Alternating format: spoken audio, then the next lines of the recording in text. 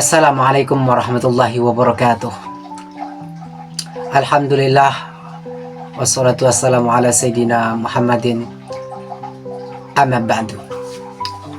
Dalam kesempatan ini kita akan membahas selanjutnya tentang riwayat dan biografi perjuangan seorang waliullah yang berada di Aceh, hingga peran-peran beliau itu sampai ke penjuru Jawa dan menyebar luas pola pikir dan mesej-mesejnya tersebut ke seluruh Nusantara. Beliau itu adalah Syekh Maulana Malik Ibrahim, seseorang yang memiliki nasab bersambung kepada beliau cucu Rasulullah Sallallahu Alaihi Wasallam, Sayyid Al-Husaini. Jadi beliau itu dalam membawakan peran berdakwah, yakni dengan hikmah dan juga dengan kelembutan, sehingga siapapun yang bertemu dengan beliau itu akan merasakan perbedaan yang semulanya tidak baik akan langsung cenderung baik pada saat itu. Dan beliau tersebut membawakan cahaya-cahaya Islam, cahaya-cahaya rohani, mulai dari Aceh yang berasal daripada Samarkand sampai ke Aceh, kemudian diutus berdakwah ke Pulau Jawa, dan beliau sangat masyhur di Pulau Jawa karena pengaruhnya yang sangat luar biasa. Makanya perlu kita pelajari sejarah-sejarah beliau, bukan hanya sekedar sejarah, tapi adalah perjuangan rohani beliau, sehingga bisa menjadi hal-hal teladan buat kita tentang perjuangan-perjuangan dalam mensyiarkan agama Islam. Maka marilah kita dengarkan ceritanya secara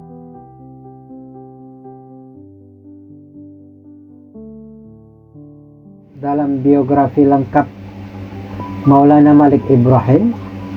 Yang pertama itu tentang nasab dan kelahiran beliau, bahwa nama lengkap beliau sering disebut Maulana Malik Ibrahim bin Sayyid Izzuddin bin Ishaq Al-Husaini Al-Hasani dalam satu riwayat.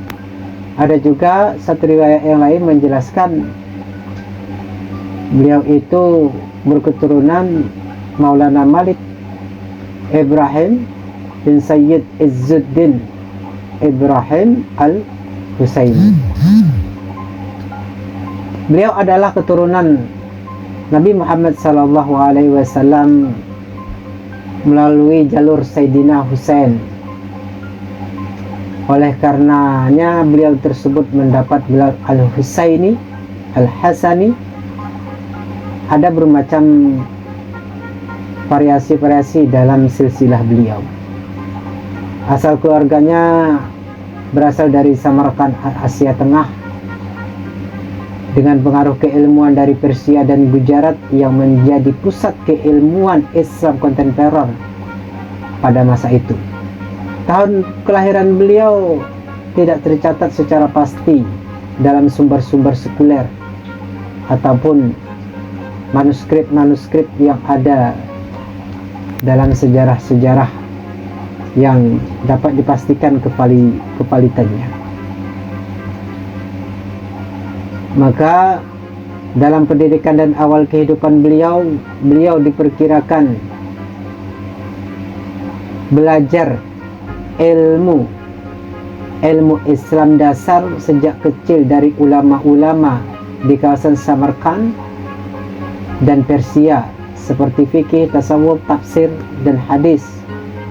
Setelah itu dalam tradisi lisan disebut bahwa beliau pernah mengembara ke Gujarat dan juga mungkin memperoleh ilmu dari guru-guru di sana. Keluarga beliau berpindah kemudian ke Aceh, dan pada saat itu terkenal dengan Samudra Pasai, di mana pendidikan Islam sudah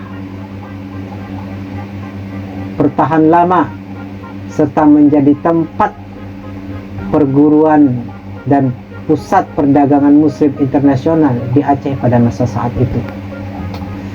Beliau mendapatkan lingkungan-lingkungan yang mendukung pengembaraan dan pengembangan ilmunya dan pembentukan karakter-karakter dakwah yang sangat luar biasa pada masa saat itu.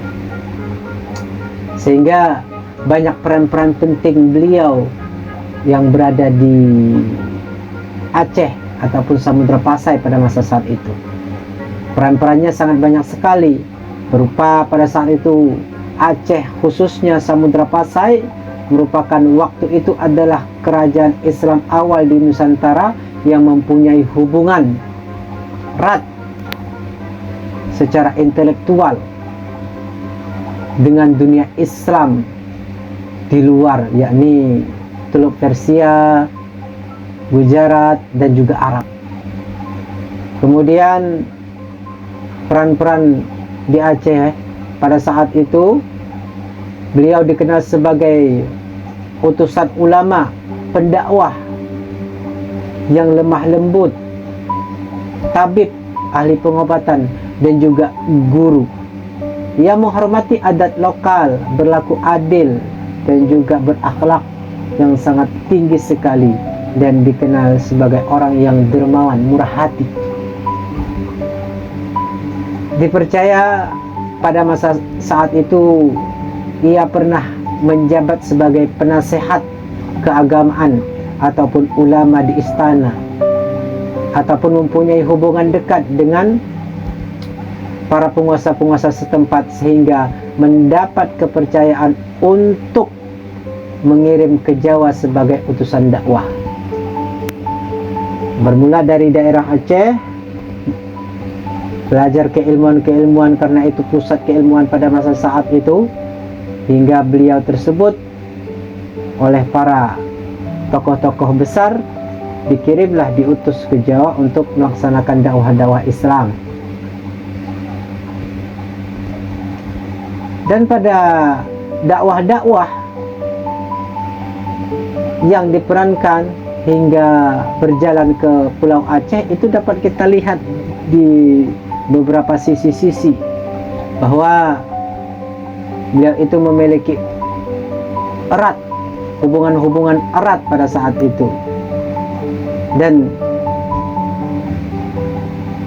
beliau itu juga termasuk orang-orang yang sangat mulia, sangat agung, memiliki murid-murid dan jejaring-jejaring pengikut yang sangat banyak.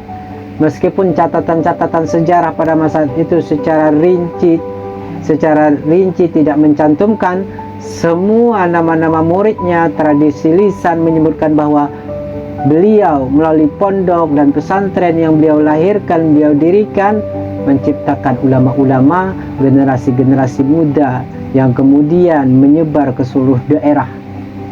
Beberapa murid-murid dan keturunan-keturunan yang terkenal seperti pada masa saat itu adalah Sunan Ampel atau dikenal sebagai Raden Rahmat, sering disebut sebagai salah satu putranya dalam tradisi lisan, yang kemudian menjadi salah satu tokoh wali songo di Jawa. Kemudian ada juga ulama-ulama lokal di Jawa Timur yang meneruskan metode dakwahnya dan juga membangun pesantren-pesantren, mengajar, berdialog dengan budaya-budaya lokal. Dan juga ada keturunan Al-Husaini di Aceh yang meneruskan pendidikan Islam, menjaga silsilah dan menjadi penghubung antara Aceh dan Jawa. Erat dari zaman dahulu hingga zaman sekarang, hubungan Aceh dan Jawa itu sangat baik sekali. Maka dari itu perlu kita lihat nasihat-nasihat beliau yang sangat luar biasa pada masa saat itu. Perlu kita ingat bahwa beliau mengatakan ada beberapa versi-versi nasihat-nasihat beliau adalah jujur dalam perkataan dan perbuatan, kemudian selalulah menepati janji dan kepercayaan, kemudian berakhlak lemah lembut kepada orang lain, terutama kepada fakir miskin, kemudian selalu sabar dan tabah menghadapi tantangan-tantangan dakwah, kemudian selalu merasakan syukur dan tawaduk terhadap siapapun dan apapun yang kita alami dalam berdakwah haruslah kuat. In tansurullah yansurkum. Artinya kalau kita selalu membantu agama Allah, Allah pasti membantu kita.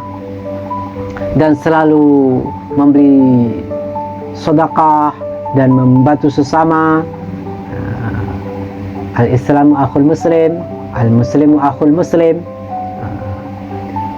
Menghargai budaya lokal asalkan tidak bertentangan dengan ajaran Islam. Beliau itu selalu menekankan agar dalam berdakwah adat lokal itu harus diutamakan. Walaupun itu secara syariat memang memperbolehkan, tapi kalau bertentangan maka itu dengan pakai secara hikmah, kebijaksanaan supaya tidak menyinggung orang-orang yang di daerahnya. Itulah nasihat-nasihat beliau yang sangat luar biasa yang kita rasakan pada saat ini. Dengan mengikuti mindset pola pikir beliau, kita bisa meniru beliau dalam berdakwah harus lemah lembut. Dalam menyampaikan kebenaran harus lemah lembut. Karena dengan itulah kita bisa merasakan manisnya iman dan lezatnya keimanan. Kemudian sebagai nasihat terakhir, berpegang teguh kepada Al-Quran dan As-Sunnah sebagai pedoman hidup. Semoga bermanfaat dari kisah beliau. Sekian dari kita. Nanti kita akan lanjutkan kisah-kisah selanjutnya para waliullah Aceh yang pernah berperan untuk Aceh dan memberikan ilmu-ilmu untuk orang Aceh, sehingga kita selalu terhubung kepada mereka, merasakan keberkahan kepada mereka, mendapatkan sir-sir mereka. Karena dengan menceritakan waliullah, menceritakan orang-orang saleh, rahmat akan diturunkan kepada orang-orang yang mau mempelajari dan mengambil hikmah daripada mereka. Semoga dengan berkah Syekh Maulana Malik Ibrahim Al-Husaini kita mendapatkan keberkahan. Wa yanfa'una min barakatihim wa karamatihim wa nafahatihim bi ulumihim asrarihim wa anwarihim fid din wa dunya wal akhirah. Al-Fatihah.